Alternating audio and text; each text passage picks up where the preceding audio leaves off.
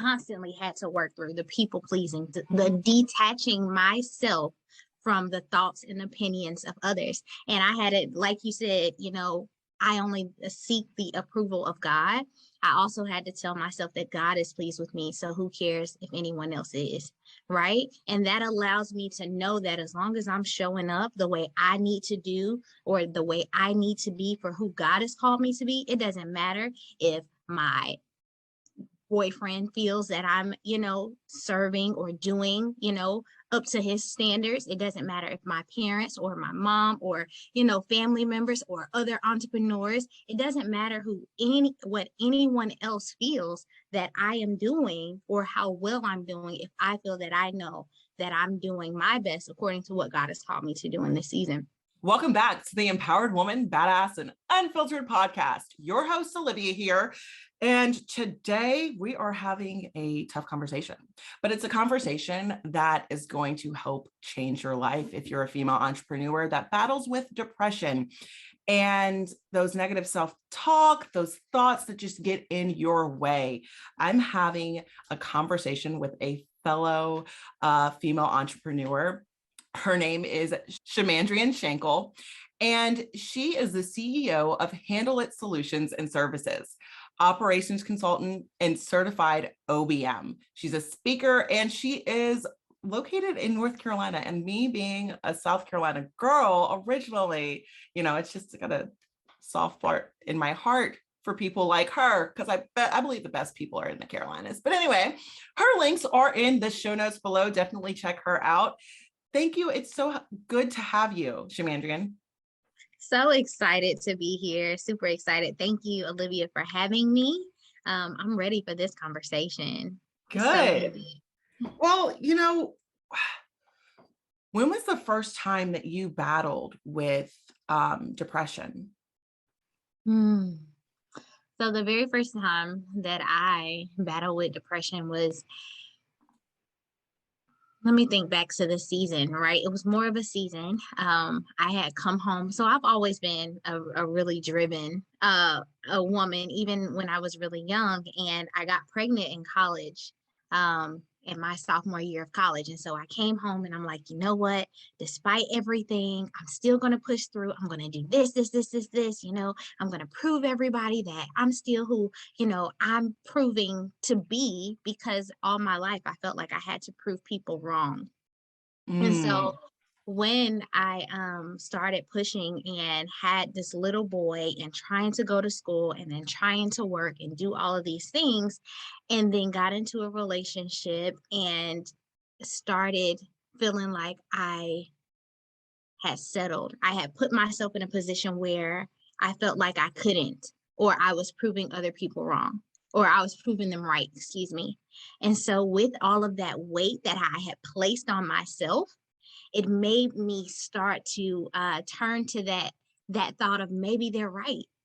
And that kind of led me to a dark place of, isolating myself and pulling myself out of, that bubbly, excited, driven personality and kind of moving more inward. And that's really kind of where that cycle begun, because I started to lose myself in that relationship, to lose myself in being a mom, to lose myself in the job, and trying to prove other people, at the same time feeling like I wasn't proving who I thought I needed to be. That you said a word there, especially with the proving yourself part. And I'm very similar. I used to be a people pleaser. And I mean, my battles with depression started at the age of 6. So there ain't no judgment here, because girl, like I up and down, like it's always a new thing just gets thrown my way. And it's like, okay, you know what? I'm done with life. But, and I don't say it like that, because then I'm really like done, but no, I've been there. So I get it. But that over criticalness of yourself is so real. And but you saying that whole pleasing thing really brought something out of me, because it was a breakthrough that I recently had where, and it's the affirmation that I use. And I think you might like this affirmation. It's, I only seek the approval of God. And girl, listen, like I'll say that because like every once in a while, and then I realized when it came to fruition this weekend, because I work at fine dining restaurant part-time, and our district manager came in, and he's the new district manager, and he basically told us that we don't value each other. Now, as my coworkers, he's coming in, and this is a company value. Now, granted, I know a lot of people. I know a lot of things. I've worked for corporations. I've left corporations to, focus on building my business and everything like that. And I still have, my serving job, but I love the people interaction. But for him to say that we don't value each other really was something that was like a knife in the back for me, because I am the type of I was literally volunteering that morning, cleaning up a homeless man's shit off the floor, like no lie. And then I'm like, and like, whenever my coworkers need something, regardless if their views or something, I'm there for them, and they're there for me as well. So this man came in and said this, and the old me would have felt the need to tell him how good of a person I am, how much of a humanitarian I am, and I said, no, that man is sent from the devil, because the devil brings people to you and they come to steal, kill, and destroy. And I only seek the approval of God. So I ain't even about to try to prove myself to him. It was really one of those type of situations that I realized I was like, dang, I'm real proud of myself. I didn't even feel the need to be like, well, this morning I was actually doing this and this. My work proves for itself. All of that proves I don't have to prove myself to him, but just maybe that'll help you, because you only seek the approval of God, Yeah. And that's something that I've constantly had to work through: the people pleasing, the detaching myself from the thoughts and opinions of others. And I had it, like you said, I only seek the approval of God. I also had to tell myself that God is pleased with me, so who cares if anyone else is, right? And that allows me to know that as long as I'm showing up the way I need to do, or the way I need to be for who God has called me to be, it doesn't matter if my boyfriend feels that I'm, serving or doing, up to his standards. It doesn't matter if my parents or my mom or, family members or other entrepreneurs, it doesn't matter what anyone else feels that I am doing or how well I'm doing. If I feel that I know that I'm doing my best according to what God has called me to do in this season. And I had to detach. So, we as women, we compare ourselves all the time. And so when it comes to people pleasing, that's one of the biggest things. It's because we're either comparing ourselves to an expectation that we have of ourselves, or we're comparing ourselves to the expectations that we've placed on other people. And so it's the moment for me that triggers me. Like you said, that situation could have triggered you. The moments that trigger me are when I feel like, oh, the expectation that either I have placed on other people, or the expectation that I have placed on myself, when I fail to meet that. But allowing me to remember that it's not about the expectations, but it's about me pleasing God and doing exactly what he's called me to do in this season. Amen. And you know what? One thing, Shamandrian, that when we had our first conversation, those of you that are listening, I realized this woman, she was in the Navy. She's so achieved, like so high level, right? And she is so hard on herself. And I mean, and you might be listening to this and you might be extra hard on yourself too. I think we all are. And I think especially nowadays, with social media, we see what everybody else is doing and we feel like we need to be a certain place. And because you mentioned the comparison thing, and that's definitely a trap that we fall into. I definitely fall into that comparison trap. And as soon as I've gotten better, as soon as I notice, I'm like, okay, let me get offline, because that's where it is for me. Let me stop thinking that I need to be anywhere else than I am, because this is all a part of the process. Sometimes I tell myself, I'm going to have one hell of a testimony, like my testimony going to be so good. But that's so real, because it's like, we can't continue to compare ourselves. to other people. And we can say that right now, you know, like when we talking, but like when we're actually Mhm. like in the moment and we're doing it, that's Yeah. when we have to remember to start like analyzing those feelings. What are some of the things that helps bring you out of the state when you know you're being like really critical of yourself? Because I mean, you're so impressive. Like, I mean, and I know that that drive helps you get to where you're going, but you know, would you speak to yourself the way like would you speak to a friend the way you speak to yourself sometimes? Come on now. We know that we are our worst critics. And if we were to put a speaker to inside our brains and let people hear some of the crap that we say, we'd be embarrassed, right? And so I think that it's so easy for me to encourage someone else. And, I'm like that encourager of the family, right? I'm always a person, don't say that. Watch your words. Your words have power. Watch what you're saying. Speak life over yourself. Don't allow those thoughts to grow and all that stuff. But then when it comes to me, right? It takes longer for you to realize, even though I've gone through the process of it. So for me, I felt like I had gone through a state of I've been so away from that depressed state that I don't have to watch my thoughts as much. That's what I thought until recently when I had another situation where I had to really check myself. But it's like we don't always recognize directly when we're having those thoughts or when we're having those triggers and when we're having those situations. But it takes us being conscious of it, starting to point it out. Okay, these are the thoughts that led me to this emotion, this feeling. These are the beliefs that I believe about myself that have caused me to start acting and responding in this way, to feel like I need to please these people or to feel this way about myself. And really like taking a self-assessment to understand, your core beliefs and how you really feel about yourself, how you really think about you, how you value you. And I realized that even though I have all these accolades and I've tried to accomplish so many things, or I have accomplished, you see, you heard the try, right? I've accomplished so many things, there's still a place where there's a lack of self-value. Because why is it that if you have accomplished all of these things, why is it that you still feel the need to prove? And it's because there are places that I need to learn to love me, and that I have started to, okay, I got to figure out what's my love language for myself, right? We talk about love languages with relationships, with your children, with all of these things, but what's your love language for you? What do you do that helps you to pour back into you and make you feel that you love you? Disregard of anyone else's love.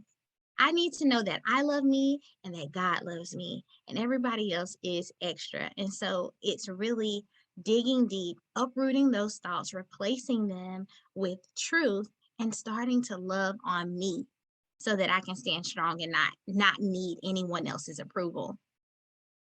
Amen. Yes, you said so much.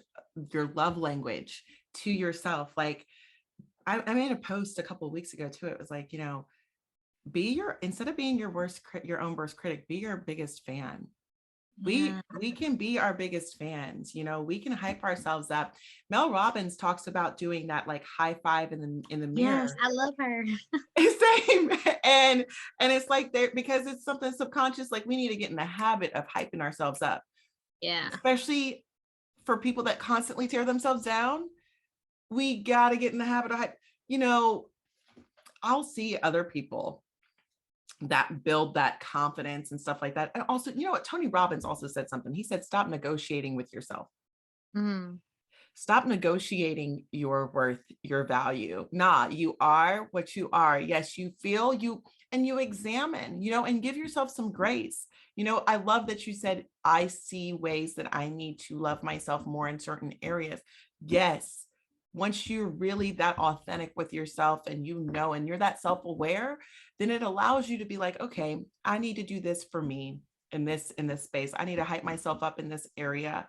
And I mean, I think that's huge inspiration and motivation for people while they're going through a dark space. Like, because I mean, honestly, like when I'm in a dark space, I don't even want to hear like positive stuff. Like, I just want to be in that energy. Like, I'm going to just be upset for however long it takes. I'll give myself a couple days. Um, but having people that you can call and talk to is so, so important to help remind you, you're a badass. Shamandrian, what you doing here, girl? What for me, Olivia, can you please stop? Like, can you? So my friends have to be like, okay, shut the fuck up. Like, seriously, that's kind of the stuff that my friends have to say to me. Yeah, I get it. And like what you said about wanting to sit in that moment, we have to give ourselves time. Like, it's okay to have a moment, because when we get too wrapped up in, I have to jump out, and we're not allowing ourselves to process, then we're just pushing. And I've done that too, right? In the times where, in my situations, I will push and push and push and push. And then all of a sudden, boom, it explodes. And I'm like, why am I feeling this way? Why am I crying? Why am I upset? Why do I not want to do? Why do I not want to be? And it's because all of those things that we've taken and we've pushed and stuffed down over time, for me, and then it comes out. But when we allow ourselves to have that time, like, look, I need a day. I may need 3 days so that I can process through this. And then when I come out, I'm ready. Let's move forward. Let's go. Because if we're not taking that time to process and be aware, then it continues to recreate itself. It continues to grow. It continues to snowball, you know? Absolutely. How do you communicate that with your team and the people in your life when you are having, just taking mental health days? How do you really manage those? So, I mean, for me, I have had to learn that time to myself is a form of self-care for me. Like, I have to, whether it's me, when it comes to me being at home with my kids, if I'm going in the bathroom to paint my toes and I'm going to be in there for a while, leave me alone. And I'm taking my self-care. But then when it comes to my business, I also have to communicate with people. I'll just say I'm taking a self-care day, and we have to prepare and put things in place, and we have to be able to be okay with not being in a space. Yesterday, I was supposed to do a live interview last night, and I just wasn't in a space that I felt like I would be able to fully give the way that I needed to in the space that I was in. And we have to be okay with that, because if you're a person of integrity, of course, you don't want to back out, or you want to hold to, the arrangements that you have set with people, or engagements and things like that. But when you're a person of integrity, and people see the ethic that you have behind it, they understand if I need a mental health day, or I need a self-care day, or I need to back up and reassess and decompress, then it's more beneficial, not just for me, but it's beneficial to my clients. It's beneficial to my children. It's beneficial to my relationships, because it helps me to be able to show up better. Us taking what we need for ourselves, it doesn't hinder, but it helps us to be better for ourselves and for other people. Absolutely. And I hate the whole like fake it till you make it, basically ignore your mental health. That's why we have so much, that's why we have so many issues. Historically speaking, suicide is generally a middle-aged white man problem. Statistically, that is who it usually is. However, there's been a study from 1991 to 2020, the rate of Black male, like suicide of ages like 20 to 30 has increased by 40%. A couple of weeks ago, we saw 4 people commit suicide. And money wasn't the issue. You know what I mean? They seem to have it all. But the way our health, like our mental health is treated nowadays, it's so taboo. Like I think about former Miss America 2019 who committed suicide. And then I thought back to the gymnast that pulled out of the Olympics, and she just got engaged. I literally, why can I not remember her name right now? Um, but she pulled out the Olympics and she got so much backlash, but it was because of her mental health. And I'm like, well, I'm so happy she did, because she's alive now, because I understand, like she had the guts to do it. And, Chrisley probably felt like she couldn't have done that, knowing the type of backlash that Simone Biles got when she pulled out the Olympics. Like when you're at that high of a level, it's so, I almost feel like having that's one of the benefits we have as like smaller entrepreneurs that are not in like the spotlight, is we don't have to be as public with our mental health. But I think that more people should. Yeah, I agree. And I think that comes back to the expectations, when you get to a certain level and we as people expect other people to not be people. It's okay for us to have our emotions and our flaws and the things that we're dealing with, but it's not okay for people that have authority or people that are in the public view to. And I think that's why it leads so much to those types of situations, because they don't have that space to be able to say, you know what, I need to pull back, or you know what, I need to do what honors me right now versus what honors this job, or what honors this commitment that I have to the public eye and the public view. And we put an expectation, or they may put an expectation on themselves, the people that they have to be perfect, and it's because of the expectation that has been portrayed on them from other people. And so it's all about that, removing those expectations, removing that people pleasing, and being able to do what you want when you want authentically, like bump what everybody else has to say, what everybody else thinks, what everybody else feels. I'm going to do what honors me in this season. And that takes growth. I'm still working on that, right? Because we feel like, oh, we don't want to hurt someone else. Oh, we don't want to let someone else down. But what happens when you're no longer in a space where you want to live because you're fearful of letting other people down? Like, we don't understand that that's a stair step, that it leads to, putting one block on the other and one block on the other. And there's only so much that we can take. But we have to, like you said, we have to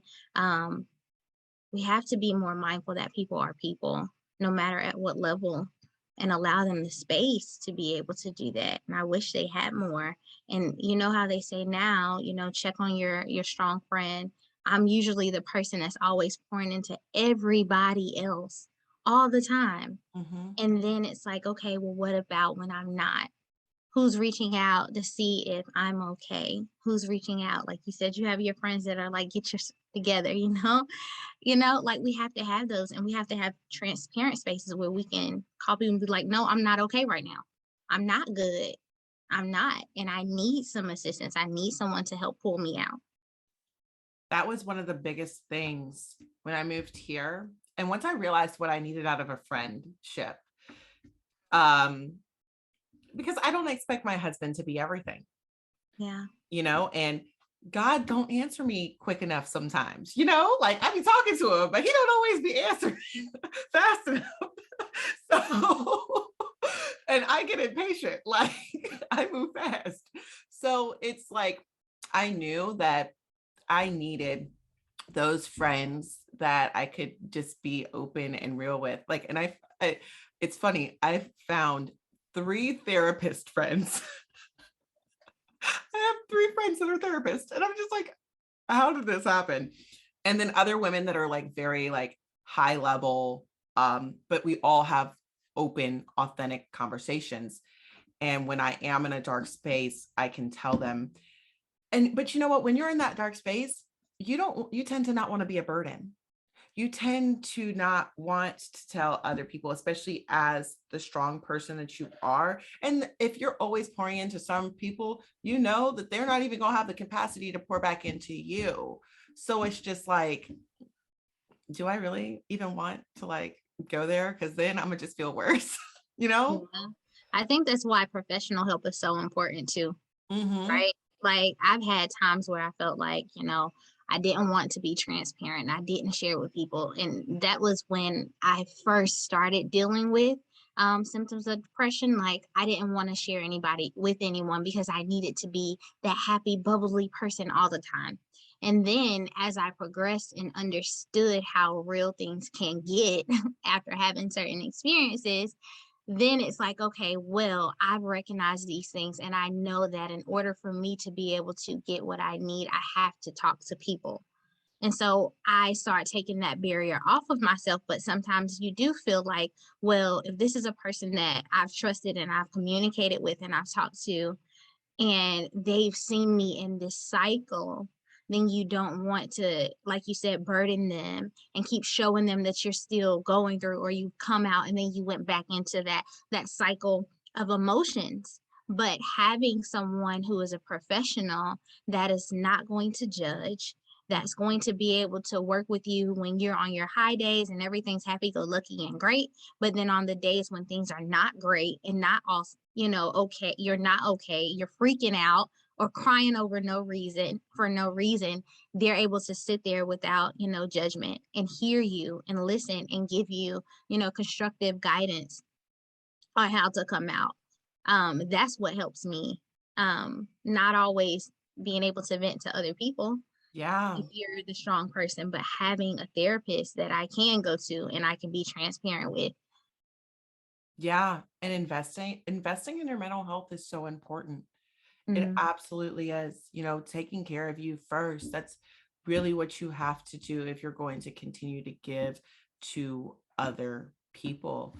And I mean, I've gone to counseling before. And it's difficult to find the right counselor and therapist for you from sometimes. It is. It's a battle. Especially if you're like the more self-aware you are and stuff like that. Mm-hmm. Everybody's not necessarily at the same No. level, but having a good therapist, to go to, that is definitely um so key to getting out of, it's not the only way, but it is definitely a great way. Just like medication is not the only way, but I don't condemn people for getting on medication. It's knowing what you need. Yeah. There's no cookie cutter way. It's knowing what you need that will help you get out of that situation, setting up your toolbox really. So for you, is your toolbox like your therapist, prayer, time to yourself? Yep. Therapy, definitely. I just talk to her weekly. My prayer and personal time, like I'm a writer as far as like journals. I always have tons of journals, and me being able to get it all out and release it onto God and allow him to, be able to pour back into me is a big thing. And then my personal time. But then also, I have a person that she is with Total Life Changes, and they have something called NRG, and it's a stimulant, and it's a natural energy, but it also has the chemical in it, a natural chemical, and I can't remember the name of it right now to save my life, but a natural chemical that helps you to have those happy hormones, those happy feelings, those excitement. So if I get to a place where I just cannot pull myself out, it's like, let me calm down, let me take some energy, let me have a cup of tea, let me do things that I enjoy to help me bring myself out of it. And like I said, it may not be that day, but maybe it's a few days, and it helps me to kind of move along to release those thoughts and those fears and those anxiety, all those things, and be in a position to where I can serve better.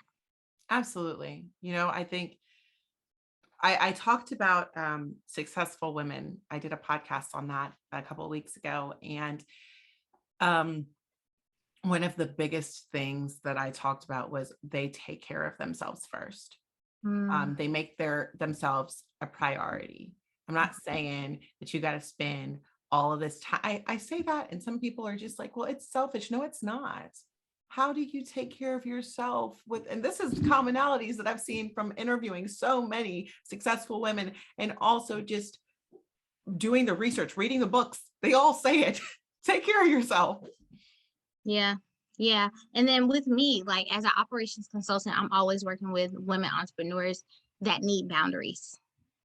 We have to place boundaries in order to help us to, one, be able to get what we need, but to make sure we're not allowing other people to suck from us, and take from us, to a place to where we're not able to continue to give, especially if you're a loving person and or a people pleasing person. Like if I don't have certain boundaries set up, then I'm going to continue to give until I'm depleted.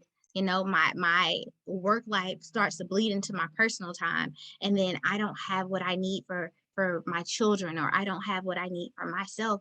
And all of those things start to run together, and we find ourselves back in that place of chaos. And so boundaries is a part of self-care. Absolutely. I realized how important time boundaries for me were. Like, Mm, just be like, okay, as soon as someone starts to drain me, okay, I'm gonna go now. I'm not gonna, I'm just not. There's like I don't know if it's a TikTok or just a reel, but it's like, I'm not addressing this crowd right now. I'm on a 10. I'm not addressing this crowd. oh yeah, I've seen it, and they're like, pick someone else. No, I'm not doing it. No. Yes, I've watched it plenty of times because I feel the same way.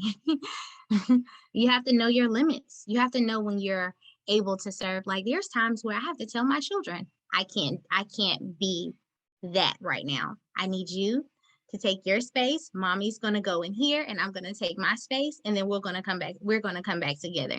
But we have to figure out what taxes us and what fuels us. It's different things.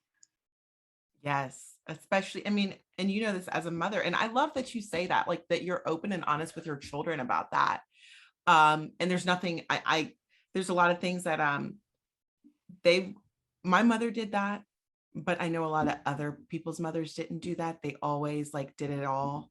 And it's like that strong black woman syndrome, or if you're not a black woman, that strong woman syndrome that you deal with. Because I meet a lot of other races that have the same issue. Mhm. um they feel the need that they're always having to give to other people and never to themselves, never said, and they can't let their children see them not be perfect. And Mhm. that's a trap in itself, because you're raising children to be humans, to go out into the world and know how to handle their own stresses of life. Mhm. You don't, yeah, of course you don't show them everything, but you do show them what's necessary to help be successful and be real in life. Yeah. And I think that with not and with sheltering your kids from being able to see the different phases of emotions that you truly go through, you set them up to not be able to be empathetic, and you also set them up to have false expectations of themselves.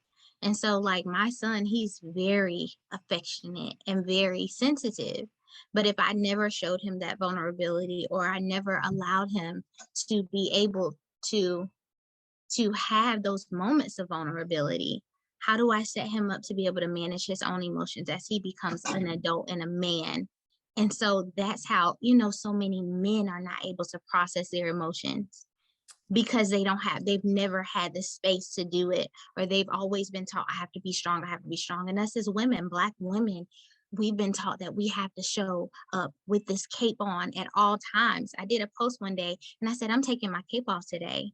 Like I'm choosing to be in a space where I can acknowledge my emotions and I can process through them. Not every day is going to be excellent and amazing and superpower woman. Like some days I need to just be, some days I need to be poured into. And we have to be able to create that space even in our homes so that our children are able to receive what they need and not shelter themselves. So we create those generational curses of not dealing with our emotions, and those generational curses of depression or anxiety and all those things get passed down because we're not teaching our kids how to deal with their emotions and different situations because they've never seen us do it. They've never seen their parents experience these things.